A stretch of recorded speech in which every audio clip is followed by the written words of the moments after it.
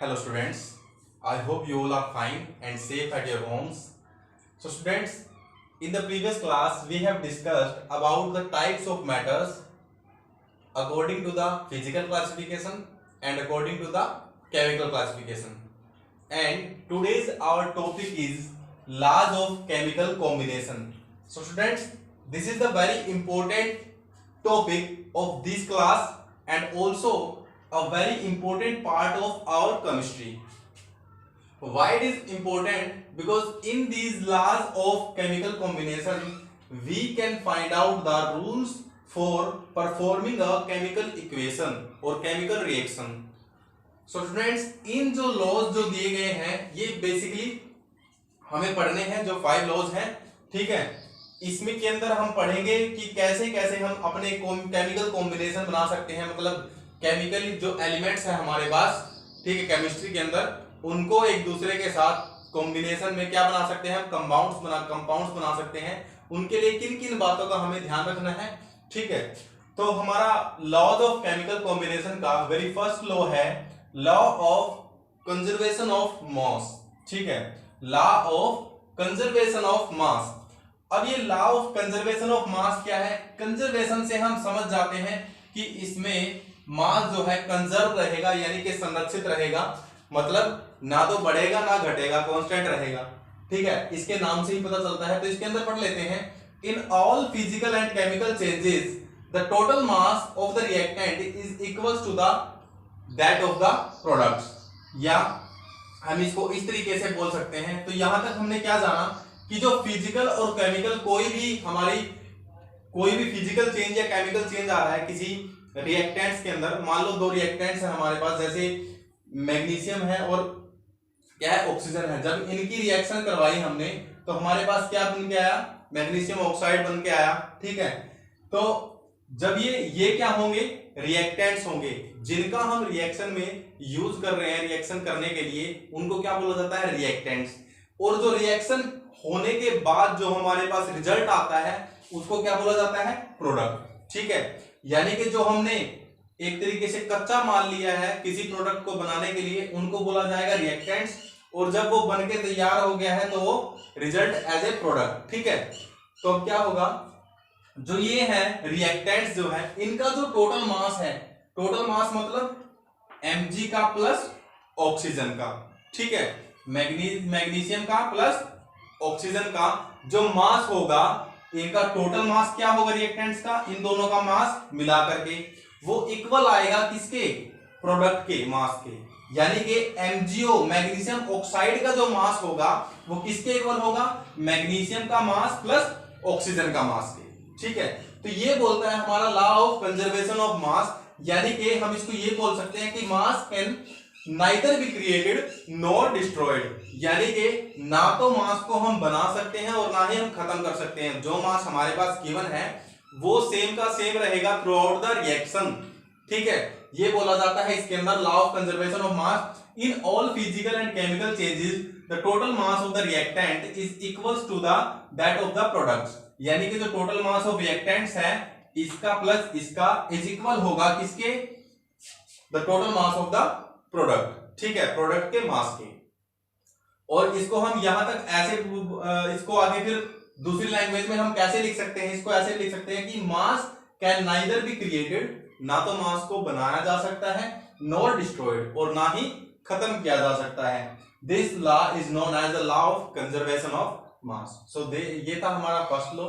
अब आगे बढ़ते हैं सेकंड लॉ के बारे में। सेकंड लॉ क्या है, लॉ ऑफ कांस्टेंट कंपोजिशन और डेफिनेट प्रोपोर्शन। ये हमारा बिल्कुल सिमिलर है जैसे हमारी कंपाउंड की डेफिनेशन थी। कोई भी हम कंपाउंड फॉर्म कर रहे हैं उसके अंदर क्या होता था, 2 या 2 से अधिक एलिमेंट से मिलकर बनता था क्या, कंपाउंड हमारा, ठीक है, जिसके अंदर एलिमेंट्स कैसे होते थे, एक डेफिनेट प्रोपोर्शन के अंदर होते थे of their masses, definite proportion of their masses के अकॉर्डिंग उनको क्या किया जाता था, वो बाउंडेड होते थे एक दूसरे के साथ, वो होता था कंपाउंड।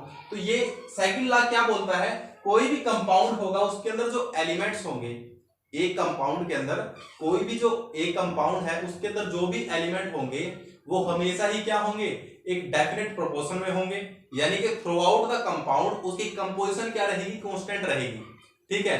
जैसे मैंने H2O का एग्जांपल दिया था कंपाउंड के केस में आपको, कि वाटर जो है हमारा, वाटर मॉलिक्यूल है एक, वो एक कंपाउंड है किसका, H2O का, यानी कि हाइड्रोजन प्लस ऑक्सीजन का।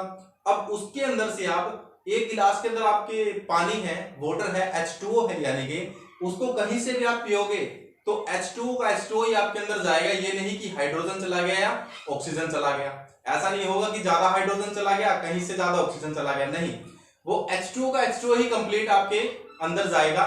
ठीक है, तो उसको बोला जाता है कांस्टेंट कंपोजिशन, यानी कि पूरे के पूरे कंपाउंड के अंदर क्या है, कंपोजिशन कांस्टेंट है। जितना अमाउंट हाइड्रोजन का एक पॉइंट पे है उतना ही अमाउंट दूसरे पॉइंट पे है।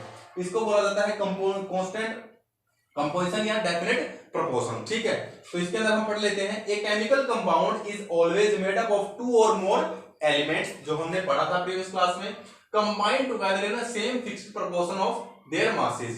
ये बोला है इस लॉ के अंदर, यानी कि बिल्कुल एज इट इज कंपाउंड वाली डेफिनेशन ही आ गई है। अब इसका एग्जांपल क्या होगा, जैसे CO2, हमने H2O का भी कर सकते हैं हम, इसमें CO2 का देख लेते हैं एक बार, क्योंकि H2O का हमने कर लिया है। CO2 is made up of carbon and oxygen combined together in a fixed ratio of their masses, और वो फिक्स्ड रेशियो क्या है, 3:8 का। कैसे, कार्बन और ऑक्सीजन जो है, ठीक है, हमारा कार्बन का मास कितना है, कार्बन का मास कितना होता है, 12 होता है, और ऑक्सीजन का 16। ठीक है, लेकिन यहां पे क्या है, 2 टाइम्स ऑफ ऑक्सीजन है, इसलिए इंटू 2, तो यानी कि इसका जो रेशियो है वो कितना आ गया,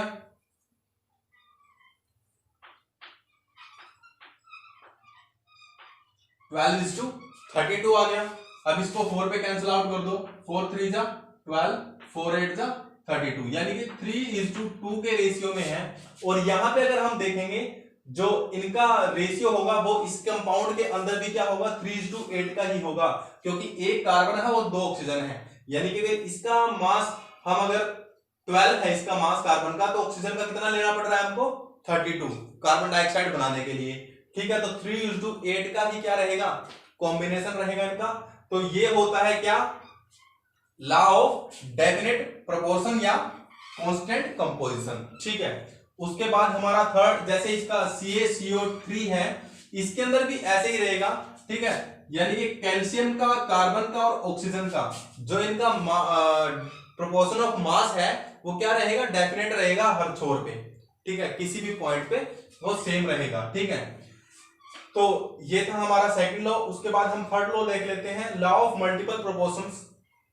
ठीक है, अब यहां पे क्या था, डेफिनेट प्रोपोर्शन था एक एलिमेंट के अंदर, लेकिन अगर एक कंपाउंड के अंदर, ठीक है, यानी कि एक कंपाउंड है, एक स्पेसिफिक कंपाउंड CO2 या H2O, कोई भी कंपाउंड हो सकता है, हम मोर भी ले सकते हैं, जैसे CaCO3 कैल्शियम कार्बोनेट जिसको हम बोलते हैं।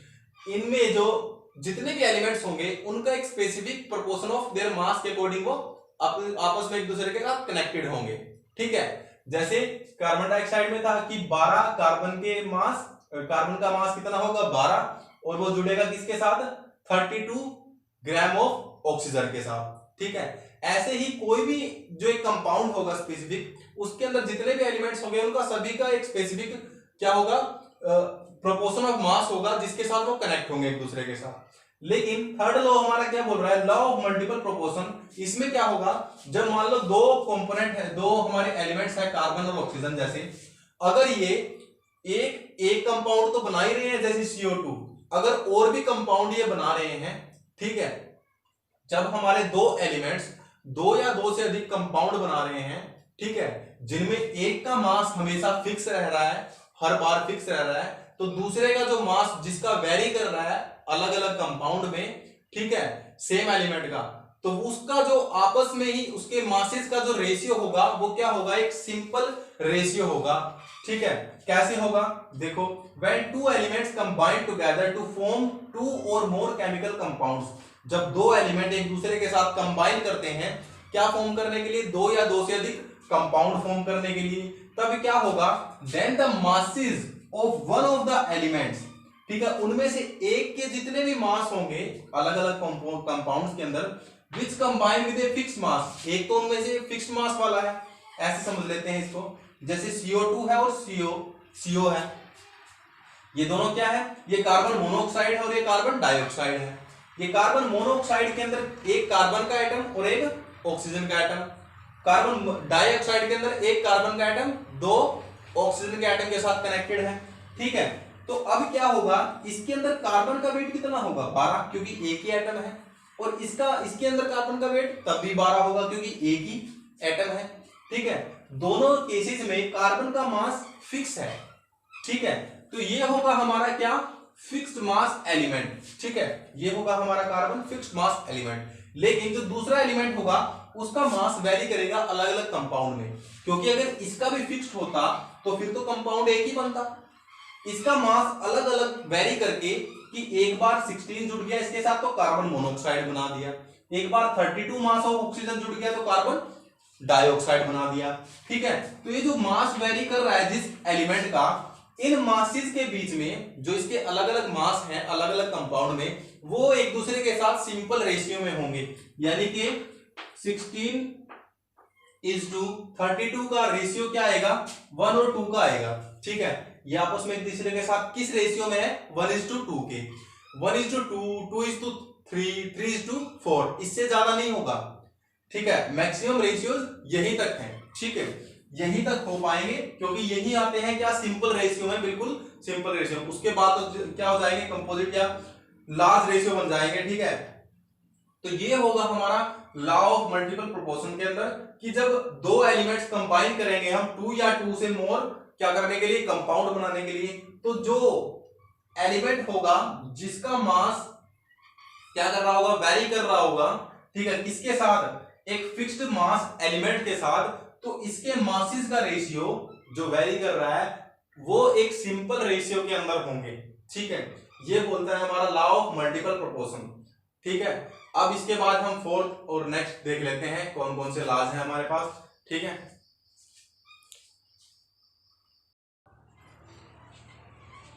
सो स्टूडेंट्स अभी हमने 3 लॉज ऑफ केमिकल कॉम्बिनेशन पढ़ लिए हैं।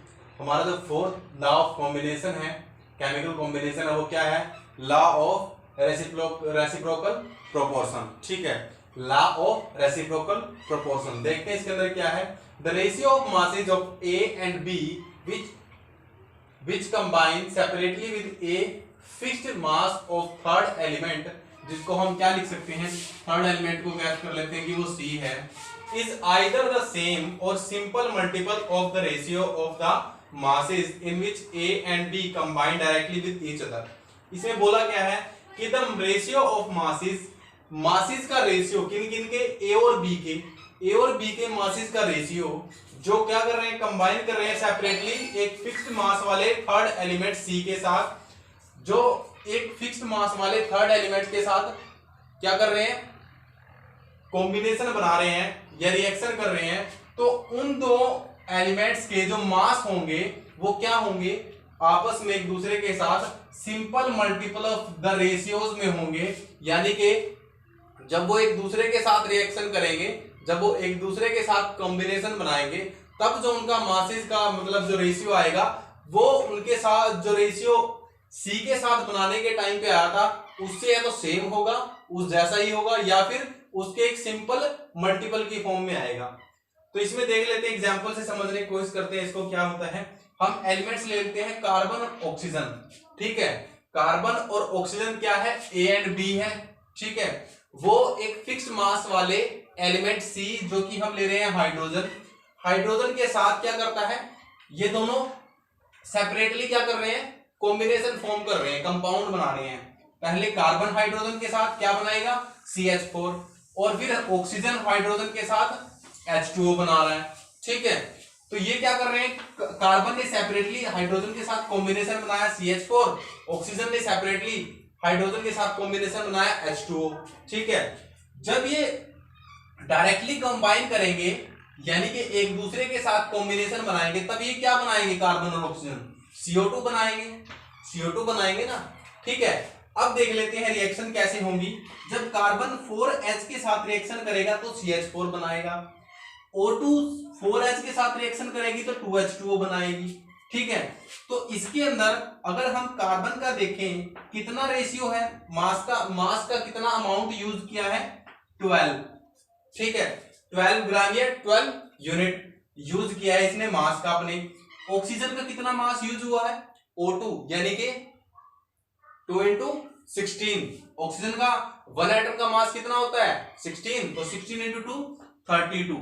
ठीक है, तो यानी कि इनकी जो इक्वेशन जब ये सेपरेटली क्या कर रहे हैं, एक थर्ड एलिमेंट के साथ क्या बना रहे हैं, कंपाउंड बना रहे हैं, तब इनका जो मास है वो उनका रेशियो क्या आ रहा है 12:32। इन दोनों का आपस में 12:32, इसका 12 यूज हो रहा है उसके साथ सेपरेटली और इसका 32, तो इनका रेशियो क्या आ रहा है, C का और O2 का 12:32 आ रहा है।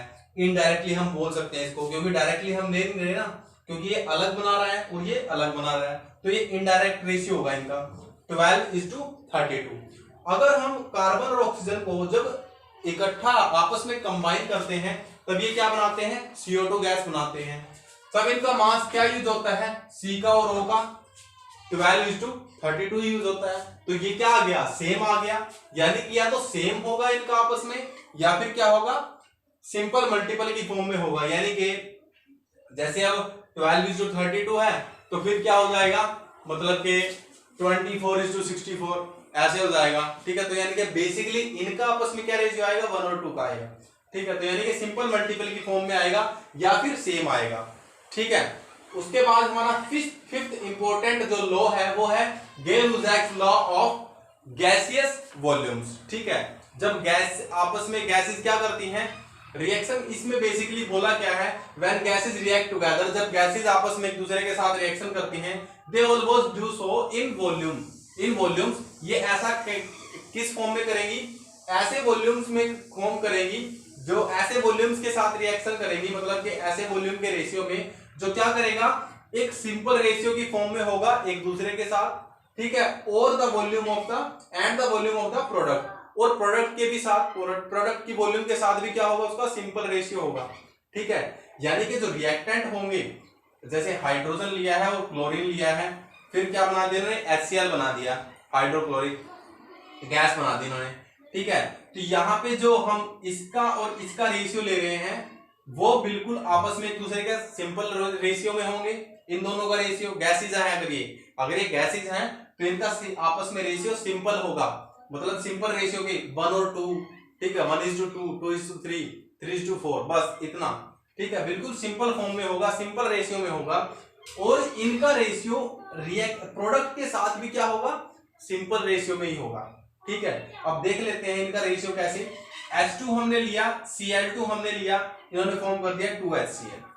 ठीक है, H2 गैस हमने ली, Cl2 गैस हमने ली, यानी कि हाइड्रोजन गैस, क्लोरीन गैस जब हमने ली तो इन्होंने बना दिया हाइड्रोक्लोरिन गैस बना दी।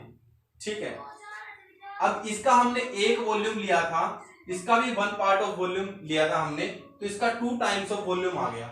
ठीक है, क्योंकि इनमें दोनों कंबाइन हो गए। अब क्या होगा, अब इसका रेशियो क्या है, 1:1 का रेशियो एक दूसरे के साथ, क्योंकि ये भी H2 है, ये भी Cl2 है। इनका रेशियो क्या है, वॉल्यूम का रेशियो याद रखना है, मासेस का नहीं। मासेस का इनका बहुत ज्यादा डिफरेंस पाएगा, लेकिन वॉल्यूम का हमने लेना है। इसमें लॉ में हम पढ़ रहे हैं वॉल्यूम के बारे में, वॉल्यूम का रेशियो। तो 1:1 का रेशियो इनके साथ है, और रिएक्टेंट्स का रेशियो जो है प्रोडक्ट के साथ कितना है, 1:2 का। तो इनका बेसिकली इनका जो कॉम्बिनेशन क्या बनेगा, रेशियो क्या बनेगा, 1:1:2, जो कि बिल्कुल ही सिंपल रेशियो है। तो आ गया वही कि जो रेशियो होगा रिएक्टेंट्स का, वॉल्यूम ऑफ रिएक्टेंट्स का, ठीक है, वो आपस में भी सिंपल रेशियो होगा और प्रोडक्ट के साथ भी सिंपल रेशियो होगा। ये बोलता है हमारा fifth law chemical combination. So these are the 5 chemical combination laws, and after that we will discuss about some atomic theories given by various scientists, ठीक है, in the next class. So this is all about today's class. Thank you class.